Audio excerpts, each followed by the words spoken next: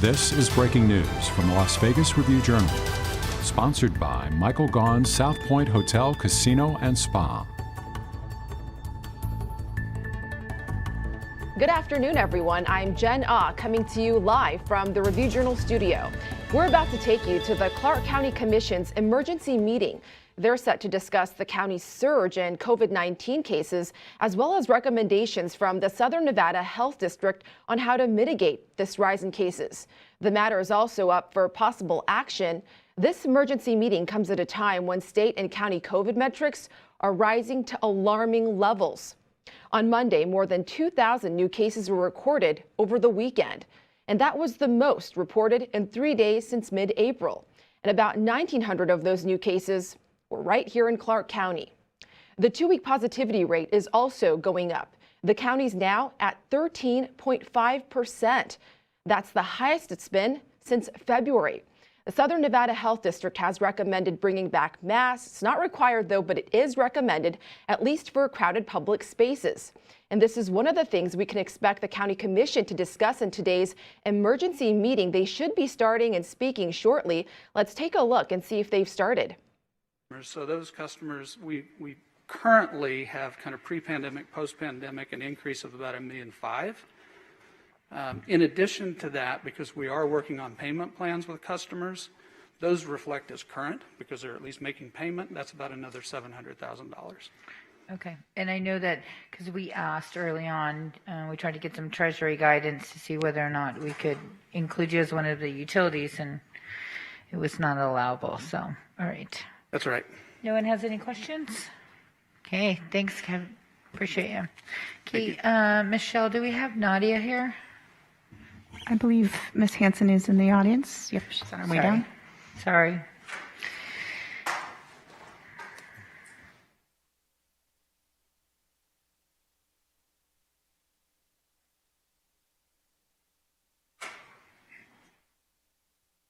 Good afternoon, Madam Chair and Commissioners. Nadia Hansen, Chief Information Officer for Clark County. Appreciate the opportunity to be here. So just a quick little update on the ARPA funding.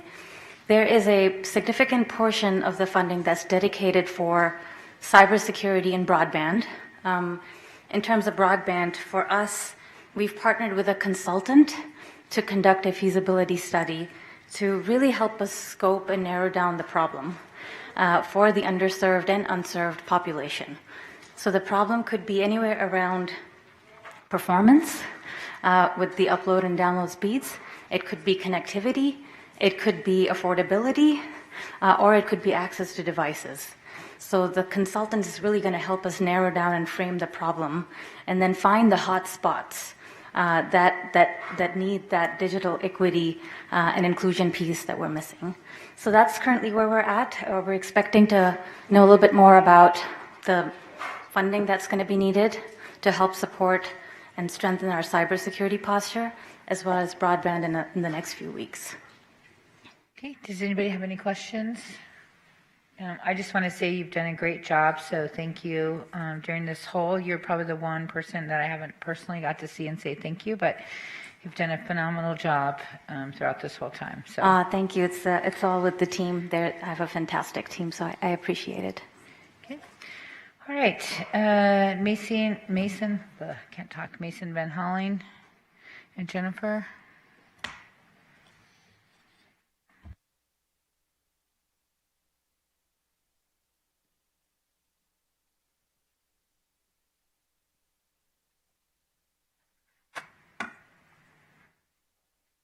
And we're going to use the overhead as well here, Madam Chairwoman.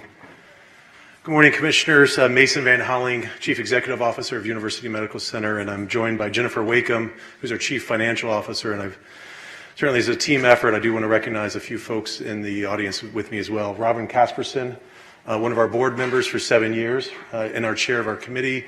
Carissa Ray in administration, and then Monty Bowen, and then Andy Liu back at the hospital to help us put this together. So with this, I'm going to go ahead and start. I know all of you sitting as the trustees of UMC know our history, but for those that do not know that are in the audience, UMC has been serving the community since 1931. with one doctor, one nurse taking care of the workers of the Boulder Dam. Fast forward, we've evolved over the years. Clark County Indigent Hospital, renamed in the 50s, and many of the community still know us as Southern Nevada Memorial Hospital. And then in 1986, we changed our name to University Medical Center to reflect our mission and teaching, and I'm very proud of UMC and what we do at UMC. We have about 2,000 students that come through our doors through every venue of healthcare, and we are very proud of our position to be the state's largest training facility for the next generation of healthcare workers. UMC is a lot of things.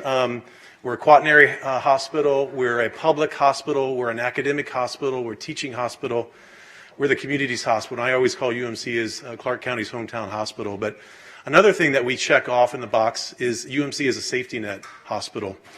And our mission is to serve our community by providing patient-centered care in a fiscally responsible and learning-focused environment. So what is a safety net hospital? It is a hospital that provides access to care where there's no other place to go. For those that have limited access or no insurance, their financial circumstances. And as you can see, based off of volume, this is kind of how we're reimbursed. UMC is reimbursed. So close to 50% of our patients are that uninsured. Underinsured are those that meet federal poverty guidelines. Close to 50%, like I said, is Medicaid. Another 30% is Medicare, which is a program from age and disabled. And then about 17% are commercial. We do have some patients that still are not qualified for some type of insurance, and we see those patients through our doors. And then lastly, about 3% are governmental, so that's your TRICARE and other programs. Another thing that we're very proud of, and thank you for your support of our growth, is bringing healthcare and UMC's healthcare closer to home. One of the things that we do beyond our 26 acres on 1800 West Charleston is we provide 17 different clinics, both quick care and primary care. So, primary care visits are routine visits, and our quick cares are those that are emergent in nature. And as those combined, we see well over 200,000 community members on an annual basis.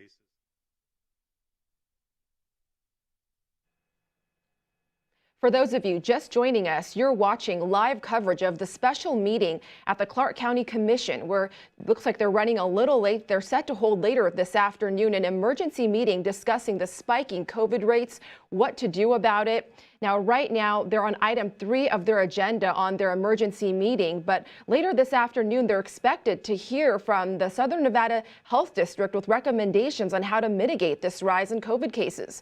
The matter is also up for possible action. Now, this emergency meeting comes at a time when county and state COVID metrics are rising to alarming levels.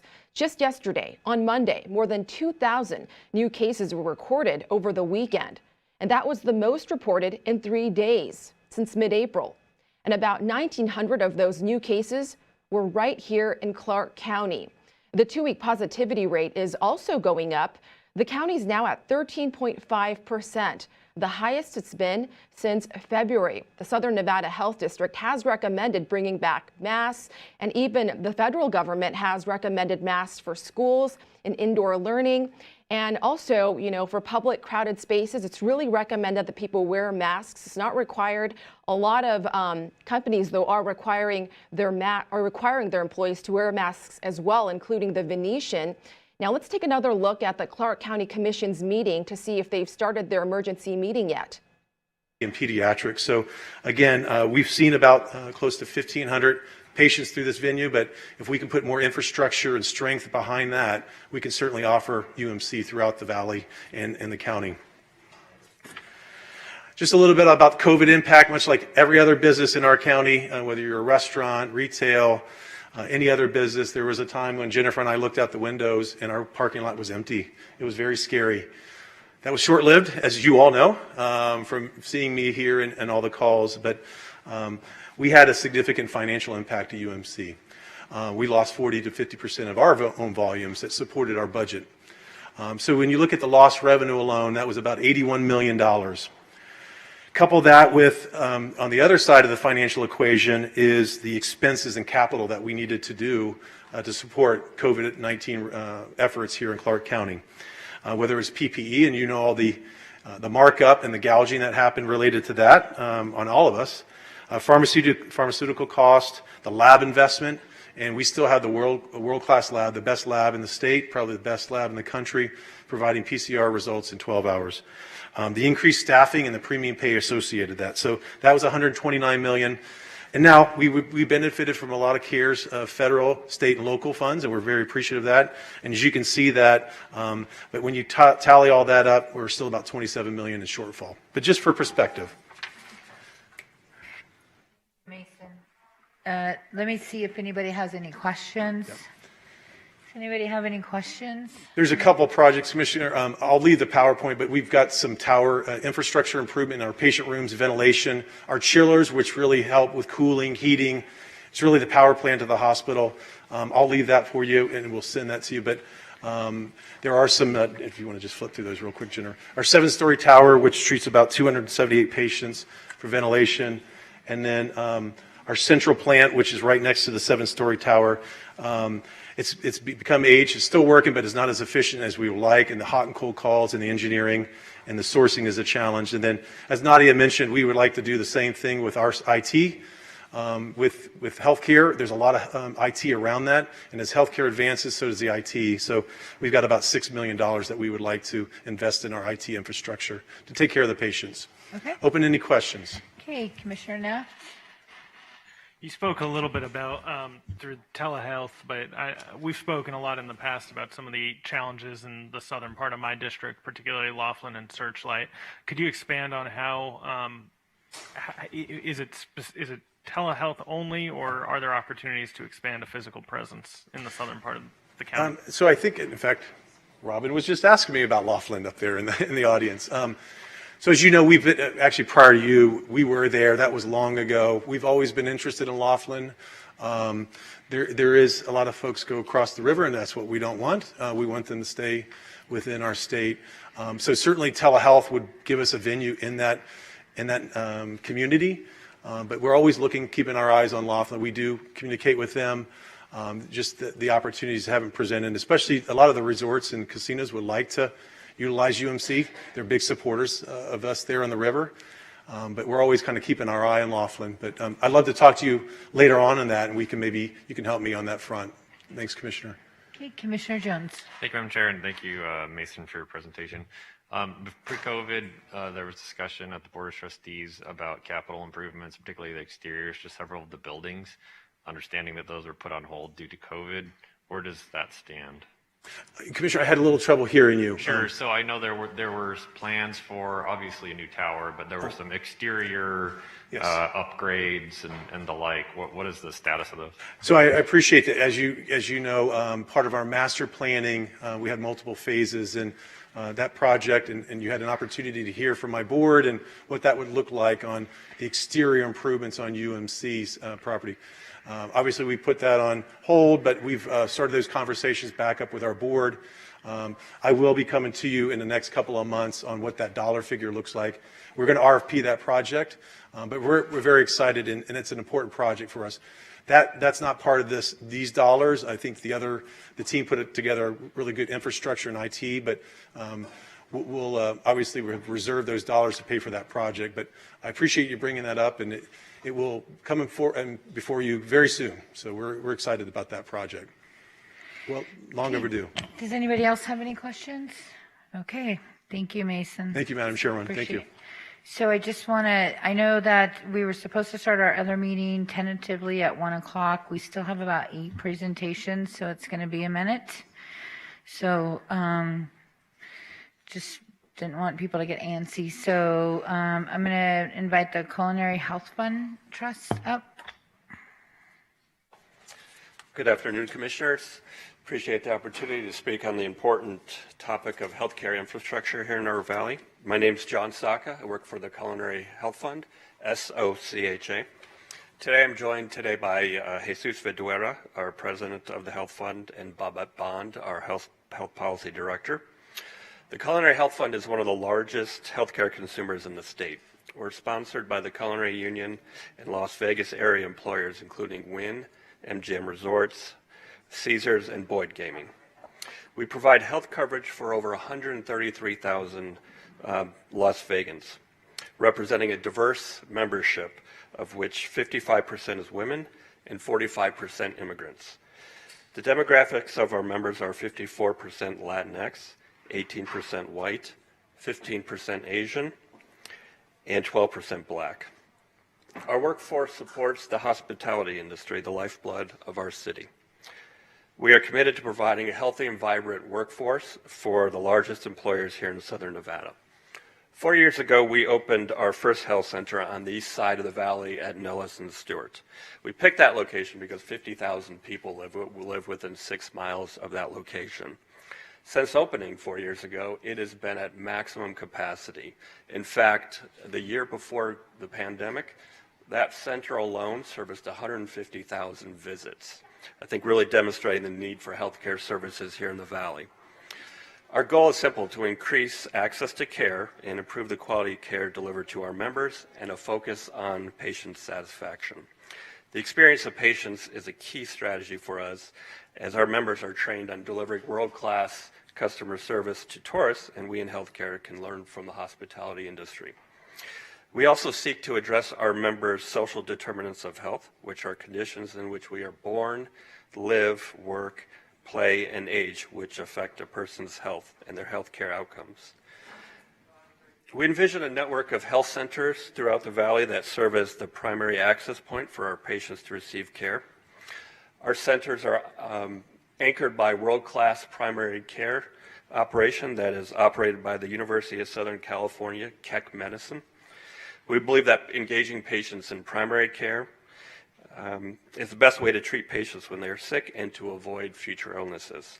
Then we surround primary care with complementary services such as dental, pharmacy, mental health, and others, thus providing a one-stop shop for healthcare services in a convenient manner. Regarding mental health services, we have seen a spike in the need for these services since the pandemic. In order to address the community's lack of mental health services, we embed these services within primary care. We also look to partner with UNLV, Roseman, and Toro to train and employ graduates in our health centers, keeping a valuable resource here in Las Vegas. State of Nevada ranks 49th in the country in terms of number of physicians per capita, indicating a critical lack of access to care here in the valley.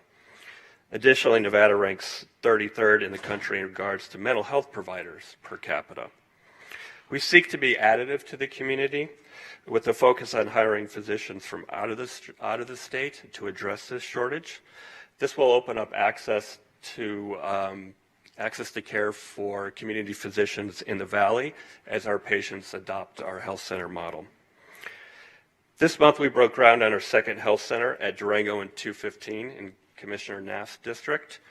It is a 97,000 square foot facility and will open in the first quarter of 2023.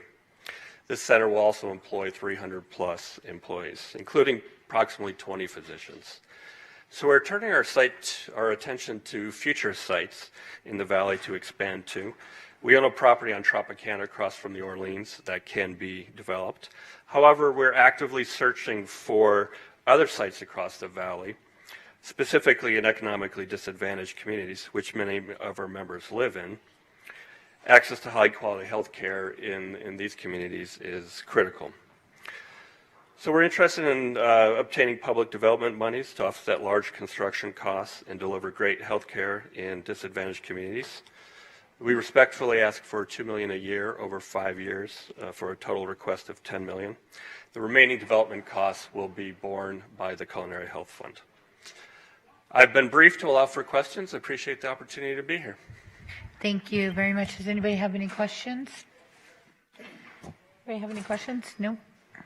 And you'll send in your application, correct? Yes, Chairwoman Kirkpatrick. I left PowerPoint here for the commissioners, and we have started our application. Okay, perfect. Appreciate that. Thank you.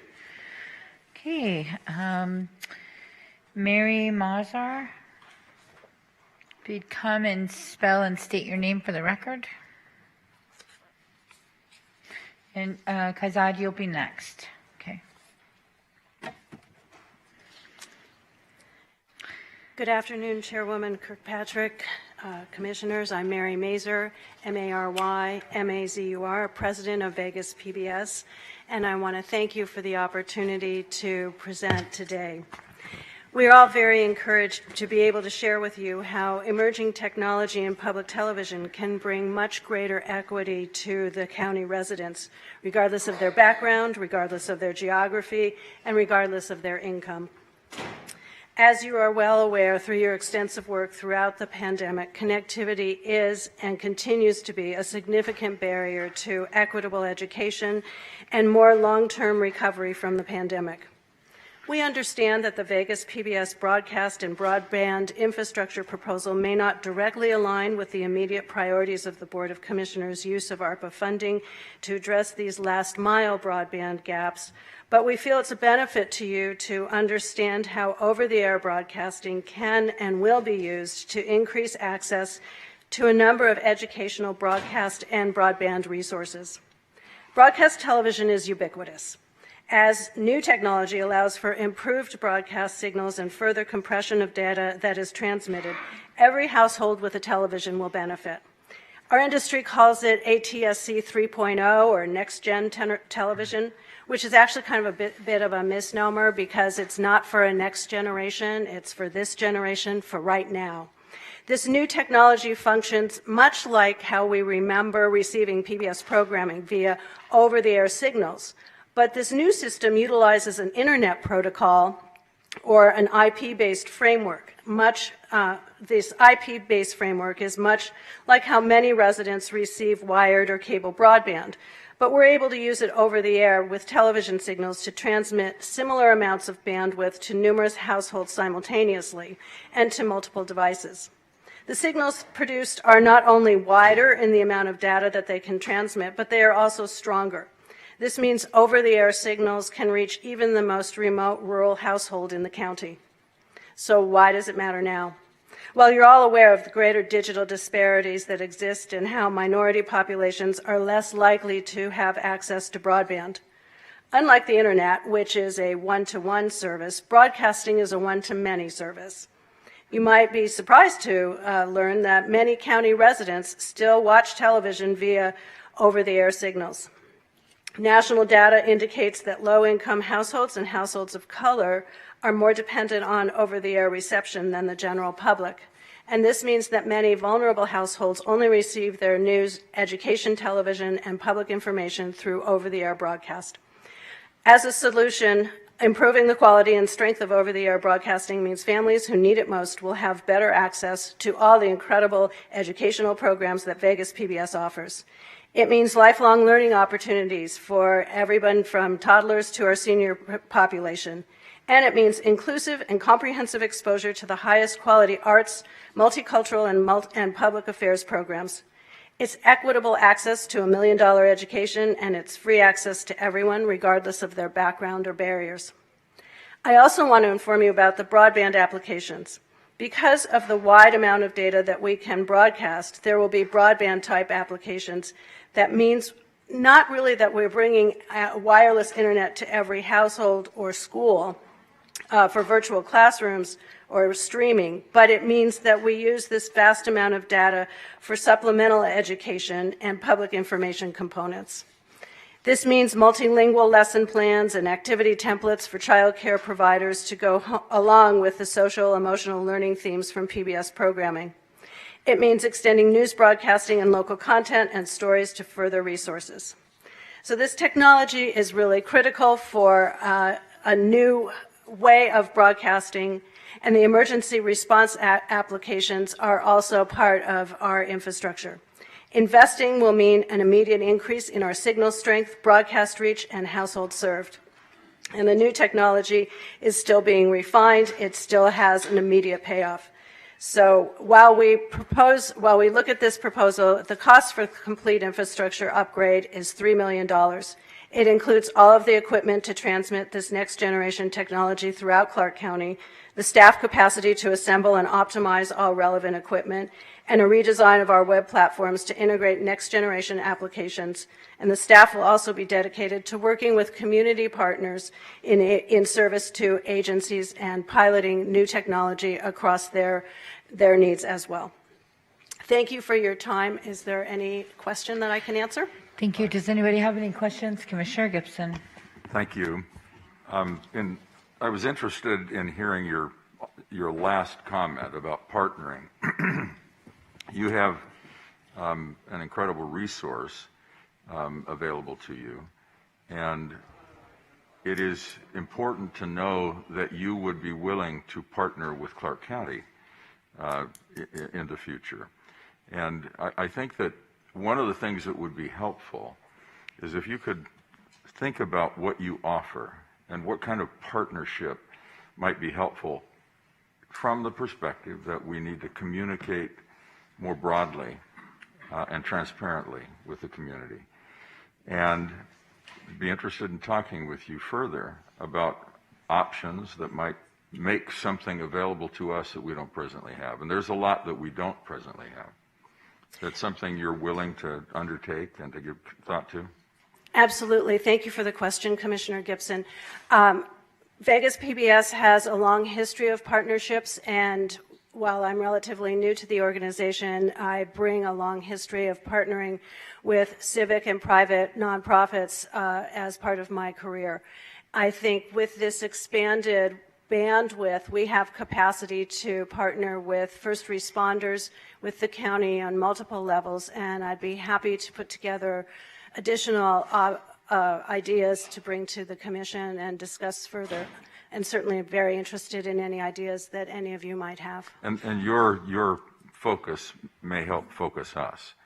And we're very anxious to do what we can do to take advantage of the opportunities that might be available there. So thank you very much. Wonderful. Thank you so much. Thank you, Commissioner Gibson. Does anybody else have any questions? I have a couple of questions. Yes, so thank you. Broadband is a loose term that everybody uses, right? So specifically, so $3 million, what I know about broadband, that doesn't do much. So that is more to upgrade your stuff so that you could reach out to others. Is that what I heard you say? The bulk of that budget is investment in new technology, in our new equipment. Our current equipment, our transmitter and 6 translators that cover the entire southern Nevada region, is 1.0 and is end of life. With the new technology, we would be 3.0 ready, and we would have a broader reach by virtue of a stronger signal. The 3.0 capacity, because of its ability to broadcast compressed data, can mirror a broadband experience, a two-way experience down the road. Currently, a lot of stations are experimenting with the 3.0 two-way exchange of information and files, and that is not something I would be comfortable promising, but it is something I know that we can get to. So do you think that, do we have the infrastructure in place in order, even if you, so I'm going to give an example of my house. So I've lived in my house almost 30 years, and I have the oldest equipment possible, right? So no matter what service, and I can only get 1 or 2 services, I have to buy a Wazoo booster and a Wazoo this and a Wazoo that, and I still get very limited service, right? So I'm asking that is your need, is that, are we for sure that it's going to be able to go across the waves? So, because, I want to make sure that we're investing in infrastructure as well as for the long term so that everybody, because we have a lot of older neighborhoods that all need to be brought up. And so we've been trying to be on the forefront of the newer neighborhoods to get that stuff in place sooner rather than later. But I remember a big fight it was in 2007 when we broke up the cable companies and the phone companies. And those were crazy times, but thank goodness that we did it. So I'm just curious to hear specifically the infrastructure's for you, but you're confident that in the surrounding areas there is that other infrastructure that's needed. Yes, thank you, Madam Chairwoman. I am confident that the immediate result would be a stronger signal. You wouldn't need any upgrade to have better reception, and an old television without any upgrades in a rural area would benefit just by virtue of our increased power. What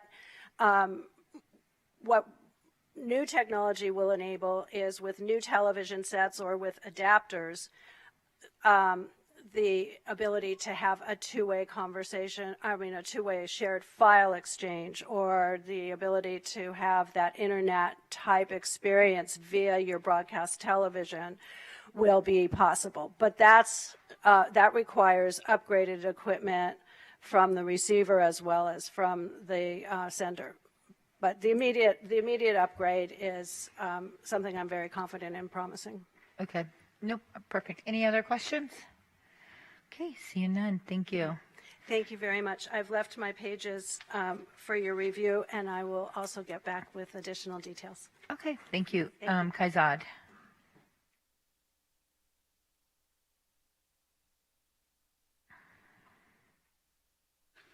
Good afternoon, Commissioners. Kaizad Yazdani, Public Works. I want to give you an update of ITS infrastructure that we have on our public roadways for communication, for traffic signal, for emergency management, and incident management. Today, we have about half the valley covered with fiber on our major arterials and collector roadways. Doing a quick analysis of what it would cost to get the rest of the 80-footers, those are the collector roadways, and the rest of the 100-footers, the arterial roadways, to have fiber to communicate between signals, to have incident management and emergency response. For the 100-footers, if we don't have a project where we're resurfacing the roadway, it would cost in excess of $290 million to have fiber installed on our roadways. If we have a project that resurfaces the roadway, the cost dramatically reduces, and it goes from $290 to $75 million just for the 100-foot roadways. On the 80-foot roadways, again, if we do not have any projects, the cost to cover our 80-foot roadways is about $370 million. And if we have projects, that drops it down to $100 million.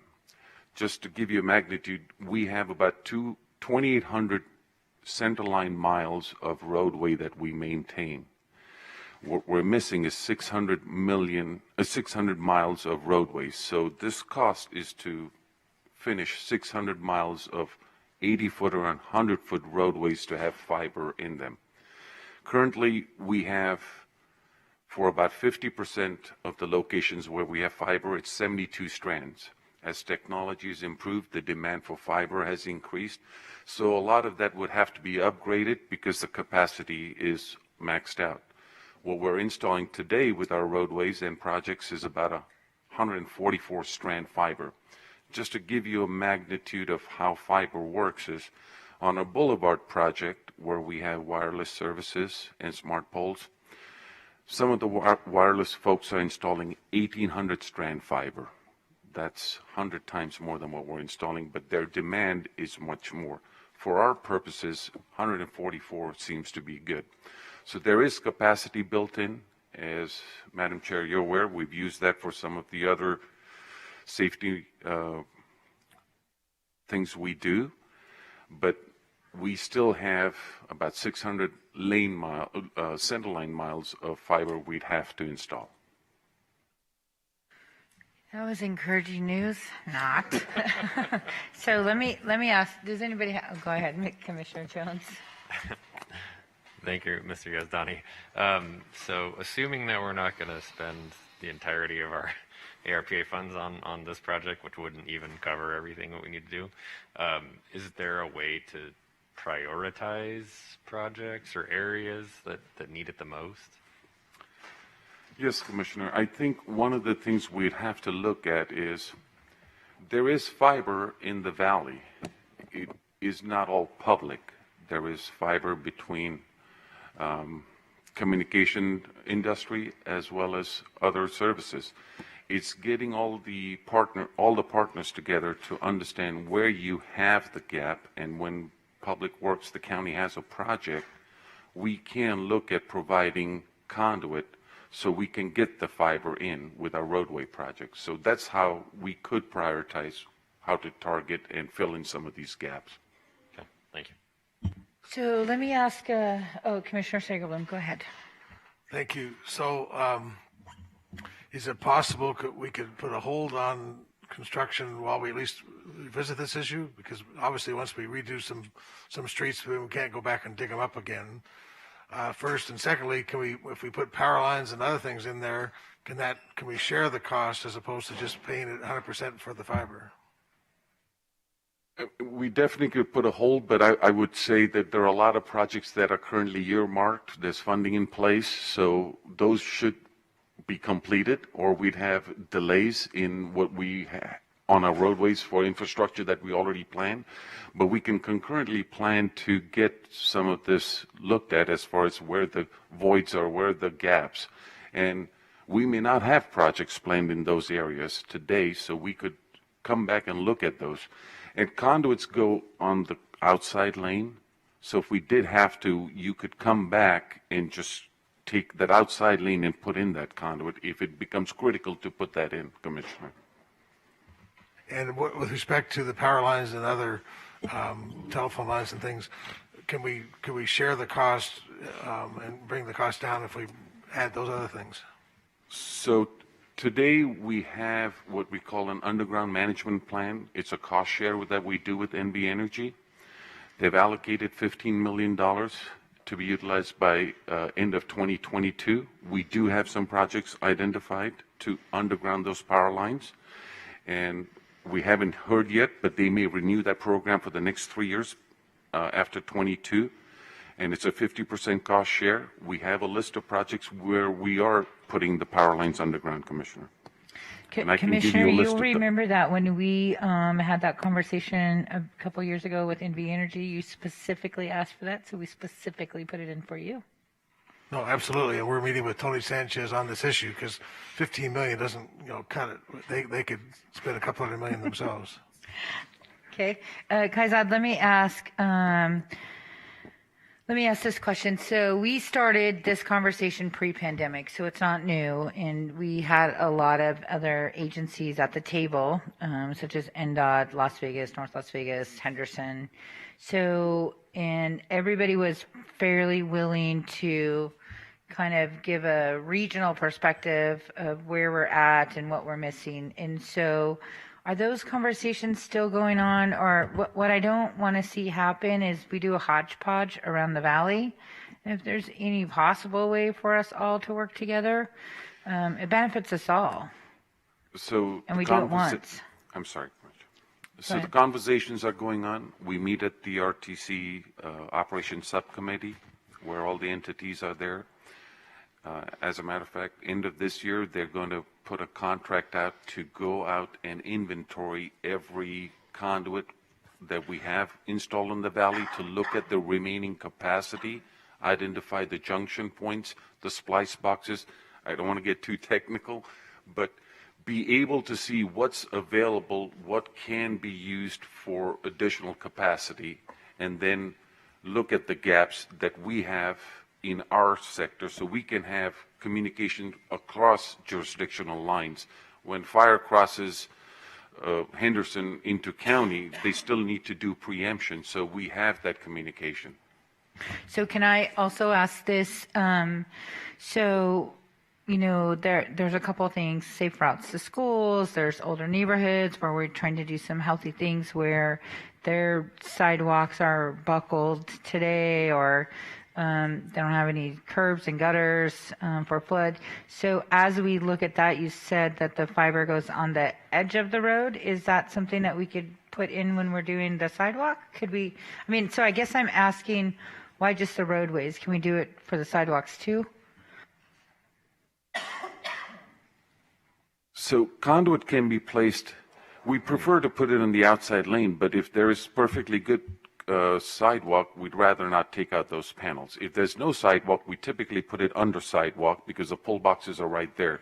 So depending on what conflicts you have in the roadway, we can move it, but we start with the outside lane sidewalk, and sometimes we have to move it closer to the middle lane, depending on existing conflict utilities that may be in conflict with what we're proposing.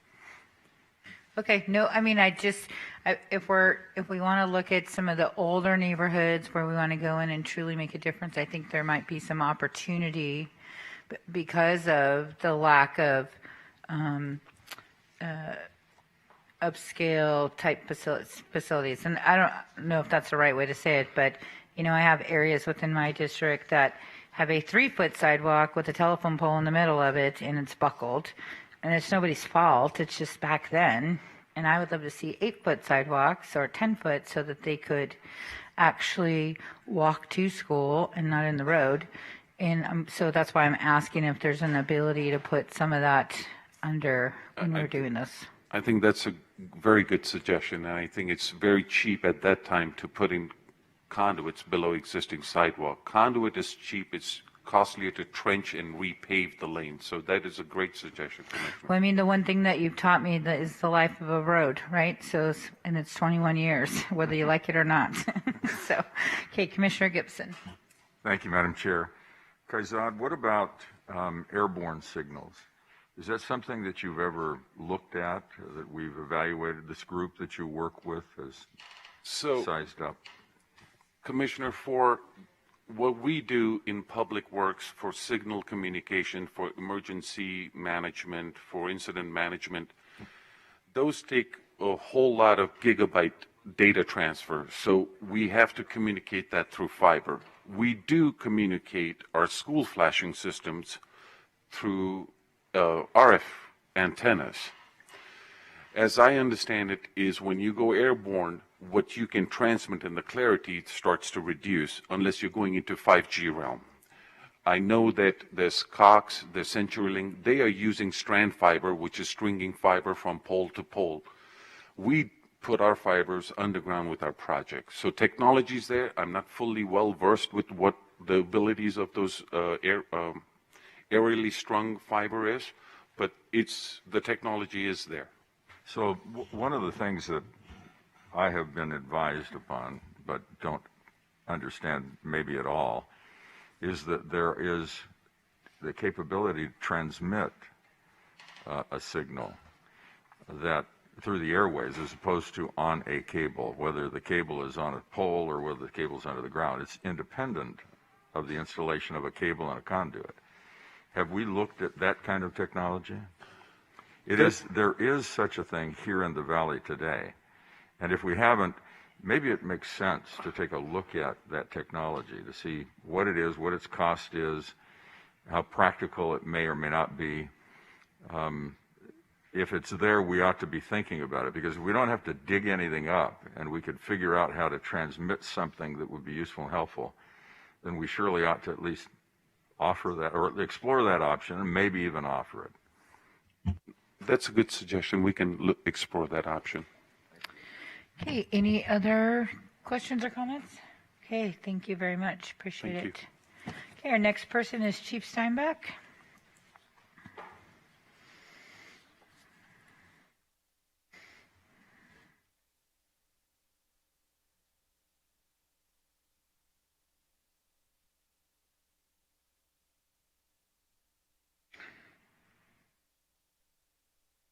Should say good evening to you because I spoke to you very early this morning. We'll still be talking this evening, all of us, so. I'm sure. Probably so. It'll still be going. I did send in a presentation. I don't know if that's loaded. If not, I certainly have that. Not likely. We didn't do any PowerPoints. Okay, that's fine. I have it here as well. So.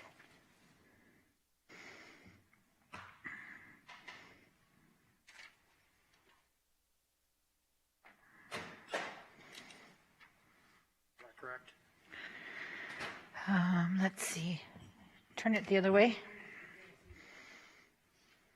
Perfect. Okay, as you know, John Steinbeck, I'm the fire chief for the Clark County Fire Department. I appreciate the opportunity to present today for some of the needs of the Clark County Fire Department to continue to serve this community that has been so devastated throughout this COVID process. As we take a look at this American Rescue proposal, we're very grateful for this opportunity. I think it's amazing that any of us are even having a chance to look at funding like this. I didn't think it would be possible as of last year.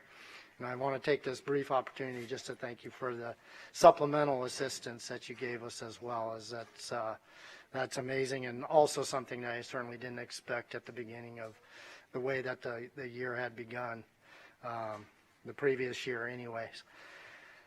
So the Clark County Fire Department, I think all 7 of you in county management are very well up to date as to our role throughout this pandemic.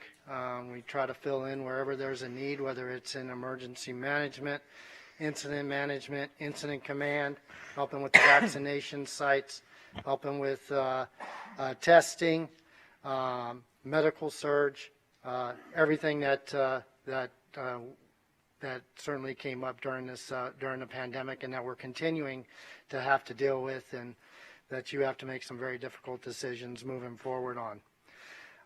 As we took a look at the American Rescue Plan, what we need the most is additional firefighters. I've spoken of that quite extensively. We need around 150 just to get to our 2009 levels. But I understand that this funding isn't necessarily appropriate for that. It doesn't really fit into that model. Taking a look at the funding, I wanted to give you some options that do fit into the model very, very easily, and some that would also require additional commitments after the funding ran out. And then, so of course, that would be up to you to take a look at. But one of the issues that we have, we're currently, even over our 2019 numbers, which were very high, and with all the other services that we've provided this year, we're still 8% over 2019 right now at this point of 2021 in our call volume. So that's, if you take that down to per firefighter, we're 2 to 3 times busier than firefighters in many of the other major cities and communities across the nation. Some of that, and has been spoken about earlier, is there's a lot of people out there that 911, unfortunately, is their healthcare system. We're there for them. We will continue to be there for them, but it's not the most appropriate healthcare system. It's not the best for continued issues that are long-term. It really is just immediate acute care, and then bringing them into the hospitals, and then, as Mason was speaking of, the additional needs that are there. I know I only have 6 minutes, so I'll try to be quick. Certainly, we think that there's different models. There's some that have been used throughout this community now. There's some that have been used throughout the country with various levels of success. But what we really want to do is be able to assist people in getting the care that they need. People that call us 2, 3, 4, even more times a day, just because they don't have anywhere else to call or no other service, and they're still kind of falling through some of they don't really fit into some of the other services that are provided. So we believe a mobile integrated health services that could not only assist in surge with the vaccine and the testing needs, be operated with the Clark County Fire Department, but certainly in conjunction with social services and SNHD to leverage those efforts. The next 2 positions that you'll see there is an EMS coordinator and also a registered nurse. Those are for assessment of services unique to COVID-19, not only internal but also external. Again, both of those would require additional commitment past the time of this, and I understand those difficult decisions that you'll need to make.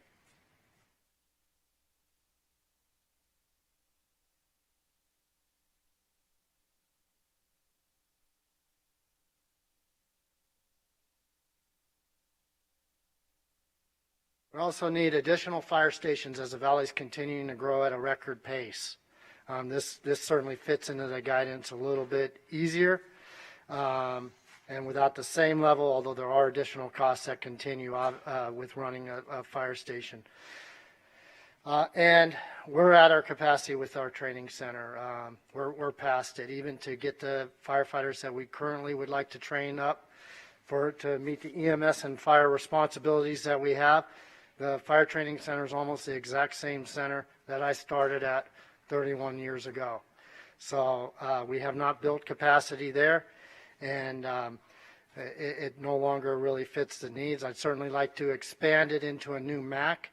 You know, when the MAC that we currently have right now is sufficient for some, and that's a multi-agency coordination center. That's certainly sufficient for some emergencies, but once you add social distancing concerns that we met throughout this pandemic, it's no longer sufficient. I will wrap up right now. Go ahead, Chief. I think we owe you at least another 45 seconds. You have been working tirelessly. That's okay.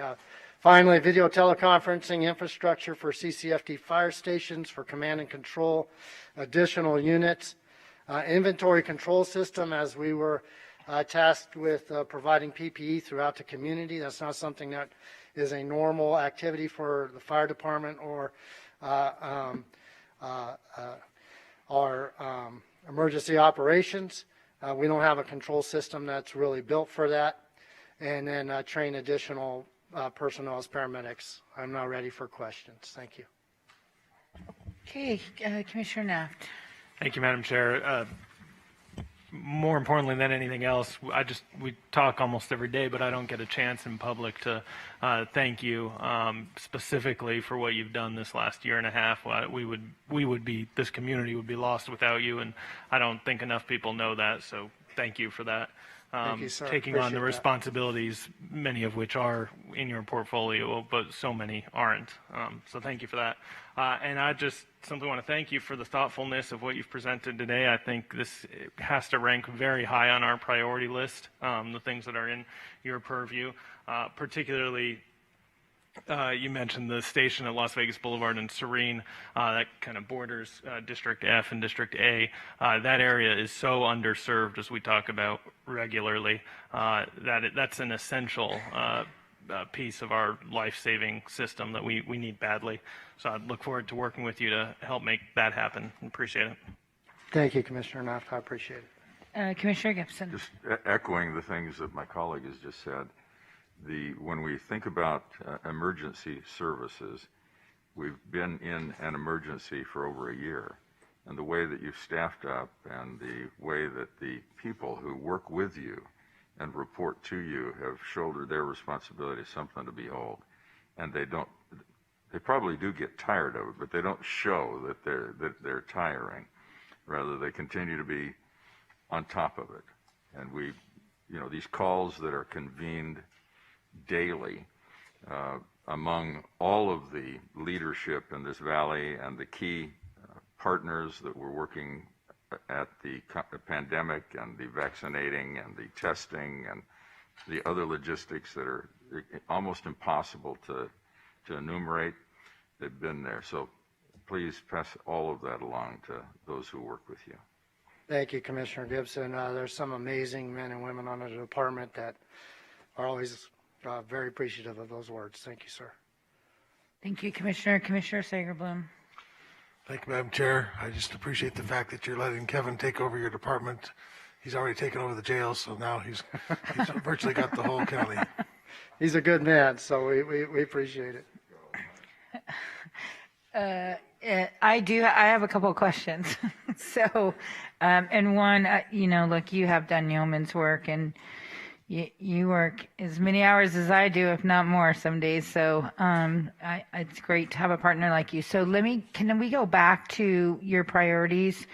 I for sure have seen the true necessary need for the registered nurse, because that would have saved us a lot of time and contracts and other stuff. And then the coordinator is a big deal, because we've had to pull people to different directions and out of their regular jobs to do that. So help me understand. So we have the highway to health. So on that first piece that you had, could that integrate with what you have, the mobile health piece? Would that help you? Yes, absolutely. This is really aimed to, so the people that we certainly go out and serve, it's really aimed for us to have follow-up for them. It fits right in with that, fits right in with the city's program as well, fits in with some of the health districts programs. It's a type of an additional resource to work as a force multiplier for all of those, but we're still seeing a lot of services that we're not getting to that we think that this would help assist with. So, and then let me ask on the, so I'm trying to remember your list. Let me ask on the paramedic training, is that something that if we partnered with Workforce Connections that we could help get some of them trained for you? Is there some at least basic CPR, first aid stuff to get them going in the right direction? Or is that training once they've made it to your level? Yeah, this is for our current employees. Of course, we're encouraging and in the process right now of hiring paramedics that will be starting soon with us. We want to increase that side of it before they come to us, but we have a lot of fantastic men and women now that are EMT advanced that we want to assist in coming up to a paramedic level and just increasing our abilities there. So this is for the people that are currently on the job.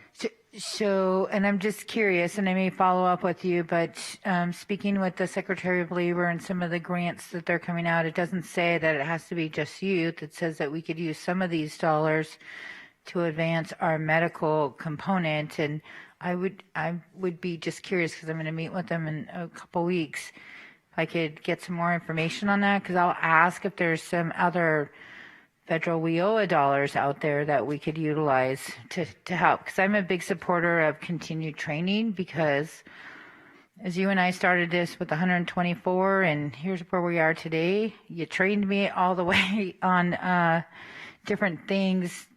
So the more that we do it, and we're super successful in our other training that we do with Homeland Security, all of those things, and just really sets us apart. So I'm a big supporter in training and keeping our bench warm so that we always have folks to fill it.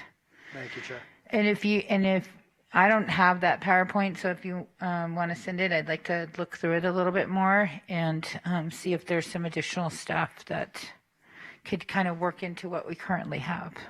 Absolutely. I'll forward that. Okay. All right. Thank you, Chief Steinbeck. Thank you all. And I know you have a very difficult decisions to make, not only here, but later today. I want you to know it doesn't go unnoticed. Thank you, Chief. Appreciate that. Okay, Lindsay Harmon. Good afternoon. Can you hear me? Yeah. And thank you for giving us the opportunity to be here today. My name is Lindsay Harmon, spelled LINDSEYHARMON, and I'm here representing Planned Parenthood Health Centers in Las Vegas. As one of the largest Planned Parenthood affiliates in the nation, Planned Parenthood of the Rocky Mountains was founded on the radical idea that sexual and reproductive health care and information could change lives, communities, and the world. As a trusted provider of high-quality health care, a compassionate teacher of sex education, and a determined advocate, PPRM is tireless in its efforts to provide education and information so that people can make informed health decisions. Today, PPRM has 2 health centers in Las Vegas, a thriving Promotoris program, and a community-based HIV program. So far this fiscal year, Planned Parenthood Health Centers have served close to 7,000 patients, with 80% of these patients identifying as self-pay. Thankfully, these health centers offer a patient assistance fund that makes it possible to cover the cost for many patients in need, never turning away patients for failure to pay. Planned Parenthood looks at the entire person and their environment and diligently tracks social determinants of health, prioritizing education and prevention, resource navigation, and linkage to care. Additionally, working to improve health equity and reproductive justice in the Las Vegas community by providing a more intimate and accessible approach to reproductive sexual health care, both for the Latinx community and those at risk for or living with HIV. Additionally, PPRM embraces the community health worker model, where our promotorists have been providing life-saving outreach and education for 11 years, educating over 35,000 community members in Las Vegas. Most recently, Planned Parenthood has connected patients to COVID vaccinations by calling over 32,000 folks to assist them in scheduling vaccination appointments. All of this has become critical during the COVID-19 pandemic, as each program team has made it their priority to continue to meet patients, supporters, and communities where they are with the services, care, and support they need most. We've seen some emerging issues as a result of the pandemic. Patients have postponed preventative care and were forced to make impossible choices between rent, childcare, food, and health care. There have been an increase in STI rates, demonstrating that patients have been foregoing important health screenings. And community-centric care, a critical component of the healthcare safety net, was often shelved, leaving many folks without basic health information. During this unprecedented public health crisis, Planned Parenthood Health Centers has stepped up to serve our patients. When the public health departments and other organizations had to switch their work to the COVID-19 response, Planned Parenthood filled in the gap with direct patient care and will continue to do so as we face new challenges in the coming months. Planned Parenthood is proud to say that our health centers stayed open during the pandemic, filling vital gaps in the healthcare system. I'm here today asking the Commission to invest in this vital public health infrastructure to meet the demand and continue to provide essential healthcare services such as STI testing and treatment, birth control, wellness exams, HIV services, and life-saving cancer screening and prevention. With additional funding, Planned Parenthood would expand the Patient Assistance Fund, which provides immediate financial assistance to patients across Southern Nevada. Planned Parenthood will continue to invest in our community-centric healthcare model through the Promotores de Salud program, which delivers highly customizable, culturally competent, medically accurate, Spanish language bilingual education. And we will continue to build on our HIV programs, which are deeply connected to the communities they serve and have demonstrated success in providing education and services aimed at preventing new HIV infections, promoting retention and care, and supporting those with HIV. Planned Parenthood is a trusted provider of healthcare and education in Las Vegas with close community partnerships and a strong track record for success. Planned Parenthood has a long history of managing government grants and works hard to center equity in the work we do. Thank you for your time and commitment to providing healthcare to the patients in Vegas who need it the most. And we are planning on submitting a full proposal as well with a budget. Okay, great. Does anybody have any questions? All right, it's been a day. We're not even done yet. We're only halfway there. I appreciate it too. Thank you. Okay, thank you. Sabra Newby.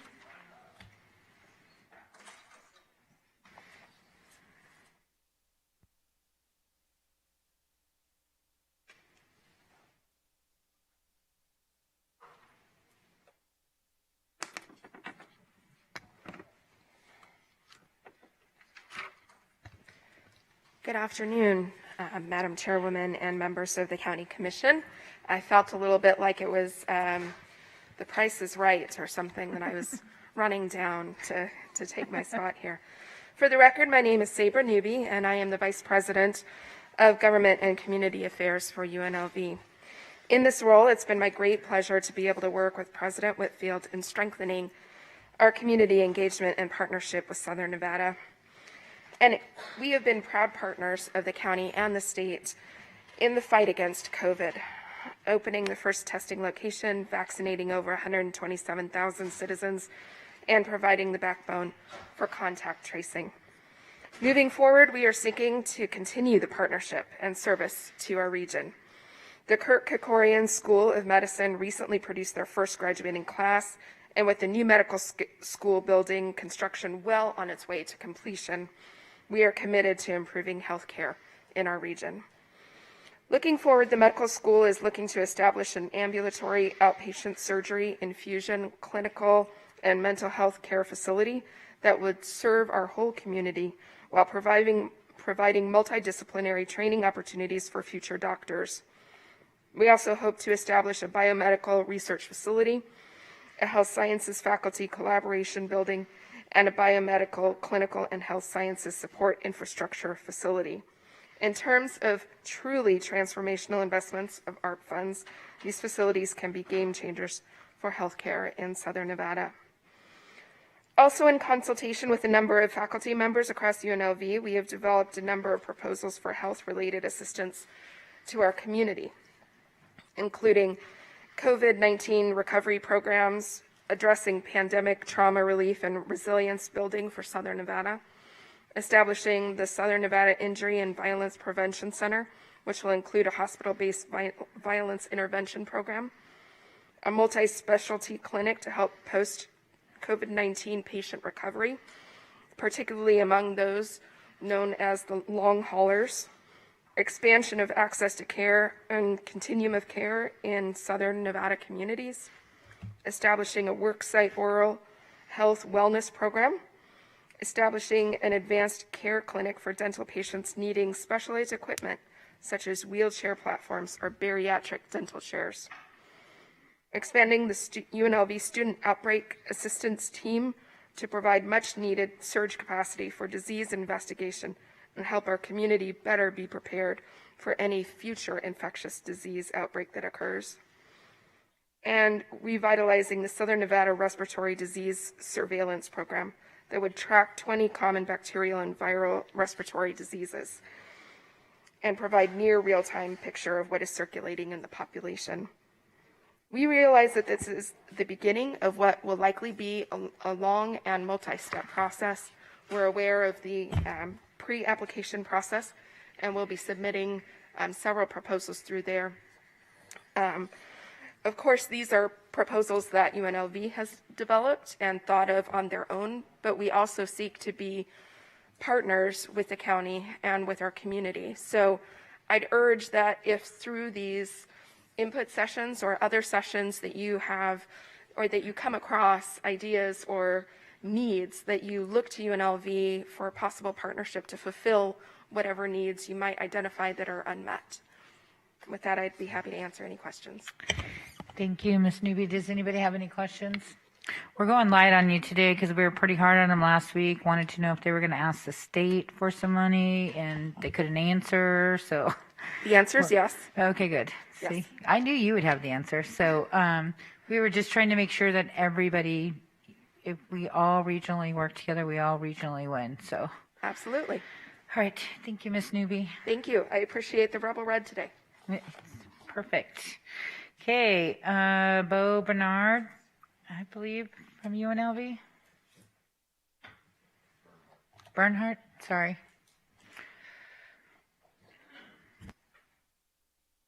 Thank you, Madam Chair. Bo Bernhard, B-O-B-E-R-N-H-A-R-D, Vice President at UNLV. I am in charge of economic development and here to talk about something I love to talk about, which is the new Harry Reid Research and Technology Park, and specifically Blackfire Innovation.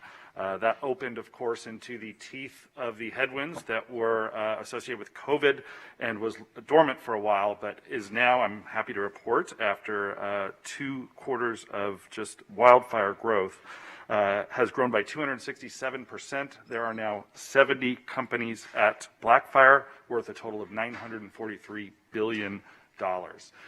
Those companies are there because they're either participating in a project with UNLV or they have office space working with UNLV students and faculty, together constituting what Nadia Hansen has eloquently described, what Shani Coleman has ably championed as a brand new tech community in Southwest Las Vegas.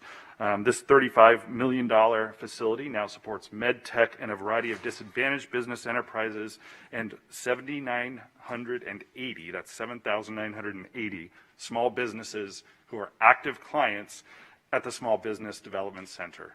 And that's why we're here today, is to ask for your support for a dark fiber line that would bring high-speed internet to companies that desperately need it. During COVID, of course, these were companies that came into our doors very much desperate, very much sad. We have Kleenex inside, and they emerge with hope. It's much like a mental health facility in that way. Armed with knowledge, armed often with funds, armed often with a variety of different tools at their disposal in order to survive the very difficult COVID pandemic recession. Building 2 is going up. The first building is entirely full. Building 2 has already had several commitments from major tech companies as well. So as the world pivots to a new world of online commerce, certainly we all learned many things during COVID. One of the things we learned to do was shop online. To allow these 7,980 small businesses to be better equipped to pivot to an online commerce world will be transformative for them. And for that, we ask your support. Thank you so much, and happy to take any questions. Thank you. Does anybody have any questions? Commissioner Naft. Thank you. Thank you for your presentation. Could you speak a little bit in more depth to the line that we've been discussing to the research park from Switch and exactly what that would mean, the significance Sure. of connecting the supercomputer and what that would mean for students, for businesses, et cetera? Sure. The line exists from Switch to the main campus. It has enabled, among other things, access to the Cherry Creek supercomputer, which has in turn enabled our supercomputing capacity to grow exponentially, literally. We have so many big data projects that go on out there, including massive, speaking of online commerce, financial companies where the transactions get so large so quickly that only with that level of computing power can we actually do that sort of work. It also provides the support for something you may have heard about in the State of the State, Ash Salamat's groundbreaking, earth-shattering discovery of room temperature superconducting. The fact that this happened not in Cambridge, not in Palo Alto, it happened on Maryland Parkway, and it is the holy grail of physics that allows us to foresee a superconducting rather than a semiconducting energy tomorrow. In the words of the cover story in Nature, this transforms every device we touch. Once more, when you get to that level of computing power and the necessities to support that, you need this level of high-speed internet. Switch has been very generous in providing us this at cost, but when we speak of broadband infrastructure, this will enable folks like Ashcan Salamat, who of course are world-renowned, but also importantly, and I know this is near and dear to the chair's heart, our 7,980 small businesses to transform their businesses into online providers. Okay. Anyone else have any questions? Okay, thank you very much. Appreciate that. Okay, Dr. Loff, are you and Ms. White going to present together, or do you need to go separate? Where are you at? You got to come up. So Ms. White, will you come up and do the presentation? Okay. And then are you going to speak this time, or are you waiting for the next meeting? Okay, got it. Hello, Ms. White. Hi, good afternoon, everyone. Thank you very much for the opportunity to allow us to speak today. I really appreciate it. I don't know if it's going to show.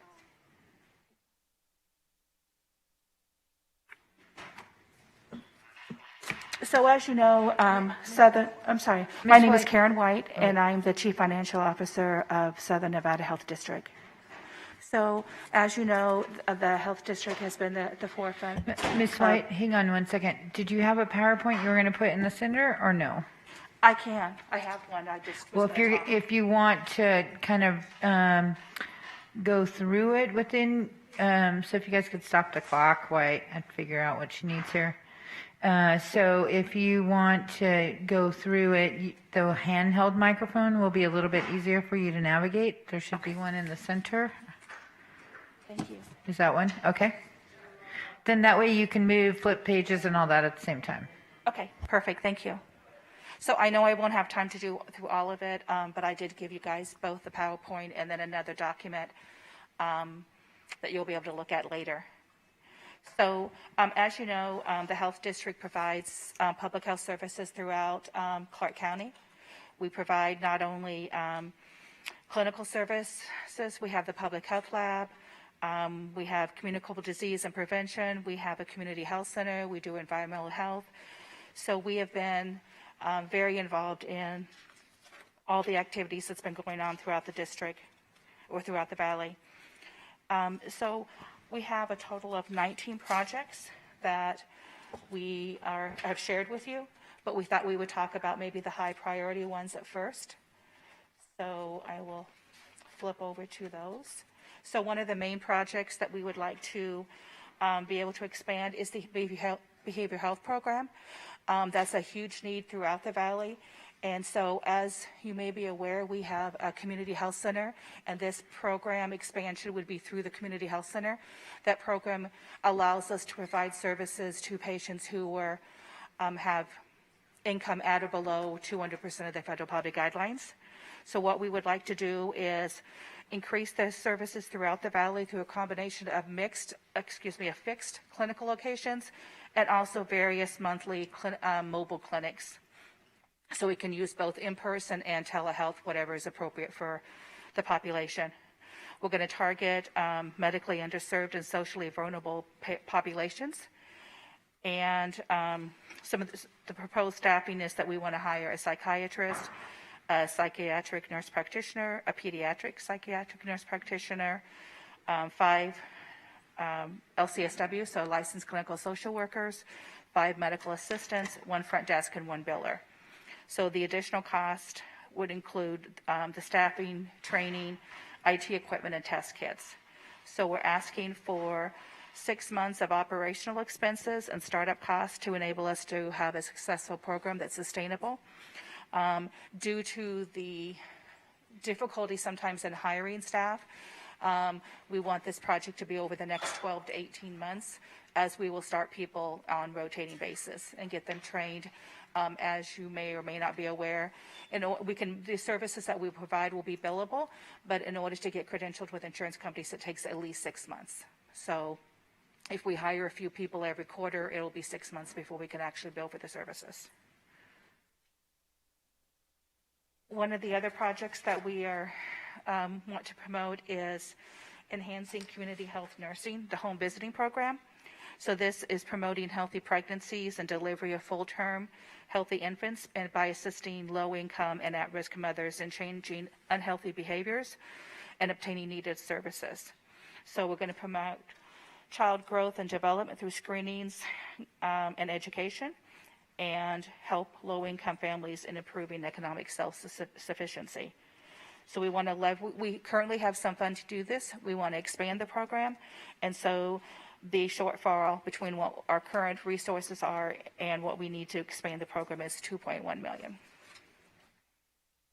So one of the bigger projects that we would like to be able to move forward on is a facilities improvement project. So this is a multi-tier project.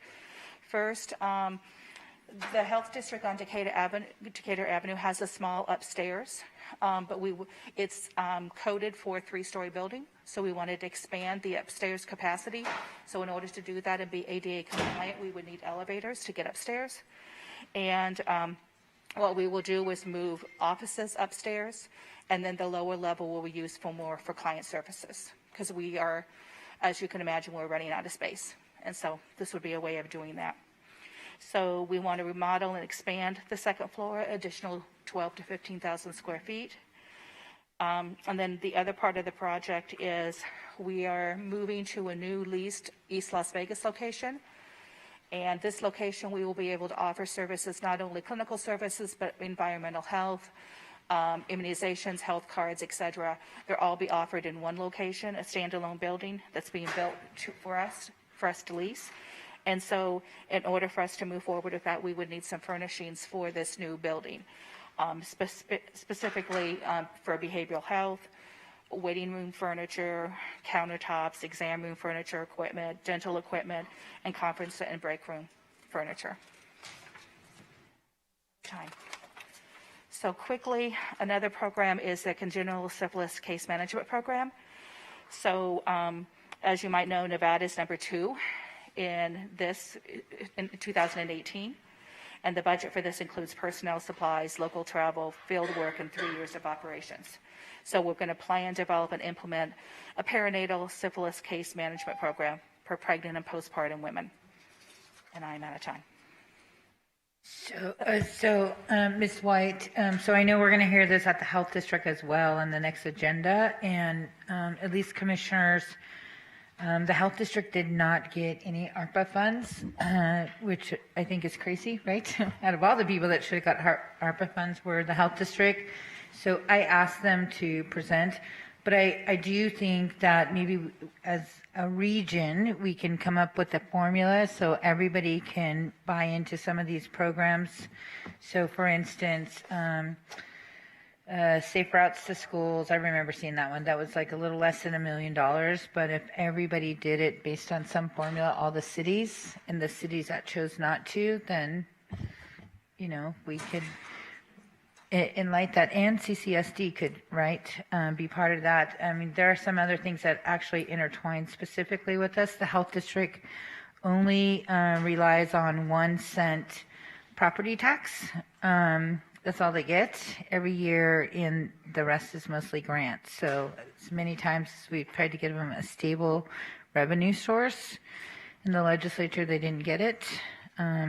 But so that's why they're here. So does anybody have any specific questions on any of their programming? I think that I'm at least going to, Commissioner Sager-Bloom, when we have our meeting, remind the other folks on the health district, they got to step up for their communities. Okay, anybody have nothing? All right, thank you, Ms. White. Thank you so much for your time. I appreciate it. Thank you. Okay, I have one last pink card, and then we're going to take public comments on the ARPA funds, and then we'll take about a 15-minute break, and we'll start our last meeting. So apologize for the tardiness, but we have really been working hard since very early this morning. So, Mr. Ruiz.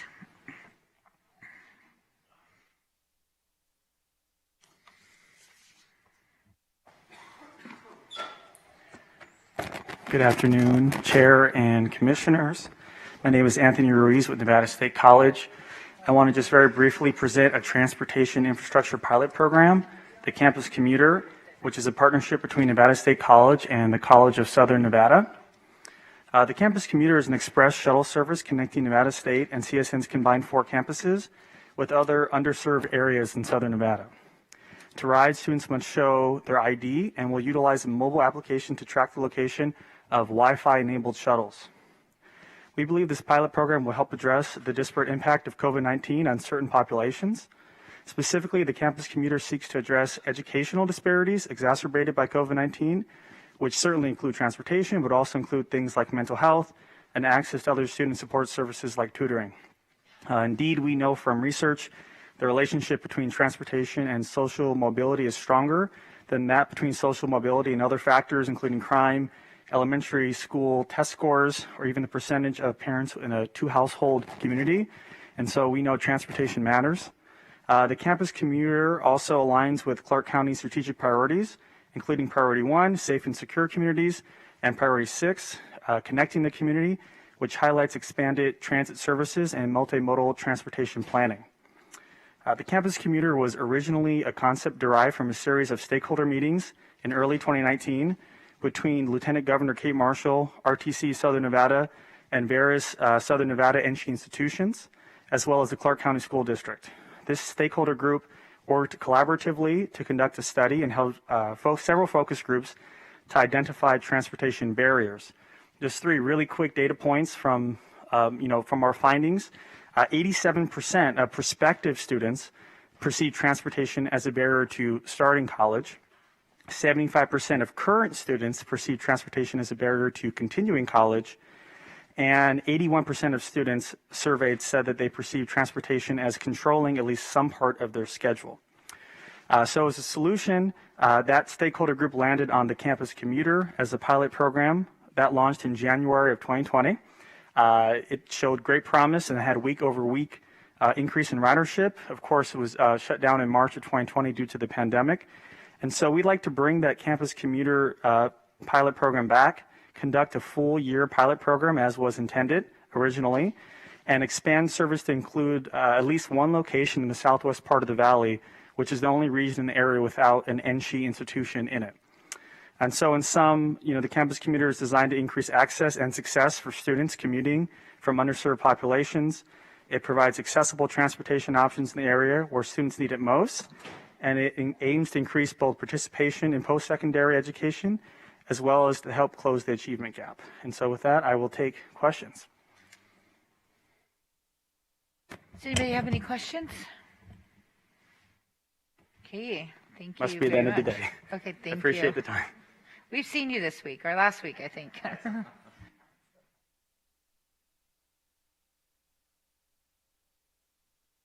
Okay, so I will now at this time take any public comment on the ARPA funds, which are the American Rescue dollars.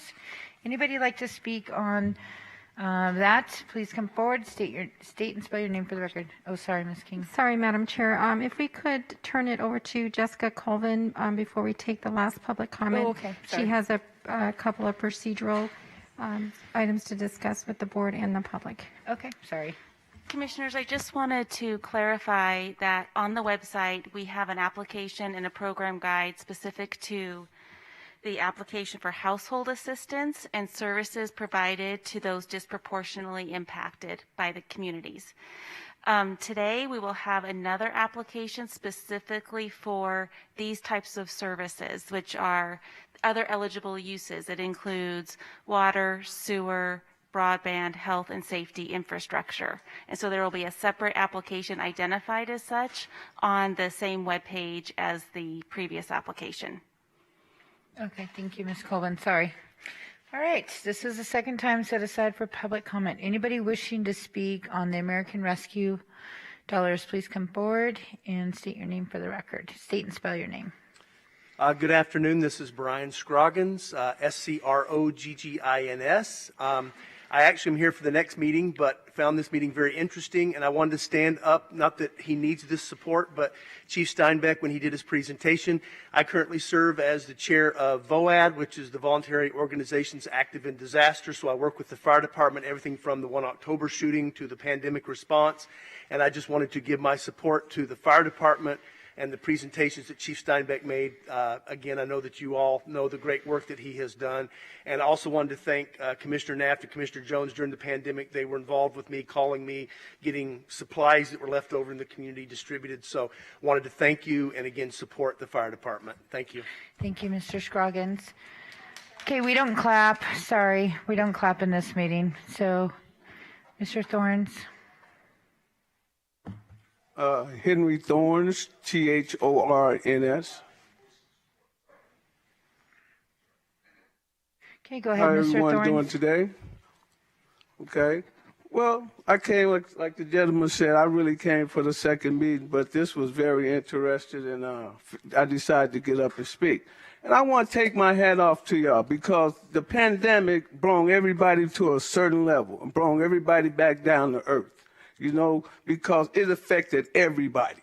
You know what I'm saying? So I want to take my hat off to this board because you guys are doing a good job. The city is doing a good job. The governor is doing a great job. You know, at the same time, you know, I'm hearing a lot here. You know, I'm hearing a lot of medical. I'm hearing a lot of help for the fire department. But I haven't heard nothing about prevention. You know, let's prevent this stuff happening before it happens. You know, and my organization is called the Dog Catcher Youth Foundation. We've been doing this, helping kids. Is that the right way?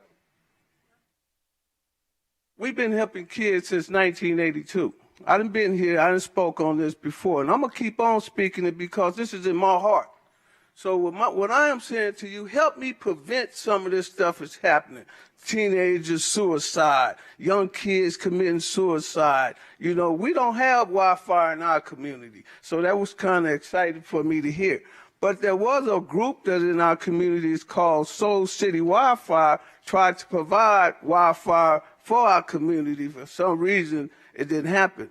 But like I say, you know, if there's any help out there for people like me in my community, let us know. You know, and like I say, I appreciate everything you're doing. And don't forget us. Thank you, Mr. Thorns. And we have, if you go on the Clark County website, there's a pre-application piece. So, and I think you would fall under the nonprofit piece, which we heard last week. So you should apply. Anybody else wishing to speak on the American Rescue dollars? Seeing none. Here's what we're going to do. We're going to go ahead and take about a 15-minute break. I encourage folks to stretch their legs. And we'll come back at 2:45. Okay, we are adjourned on this meeting. You've been watching breaking news from the Las Vegas Review-Journal. Sponsored by Michael Gaughan's South Point Hotel, Casino, and Spa.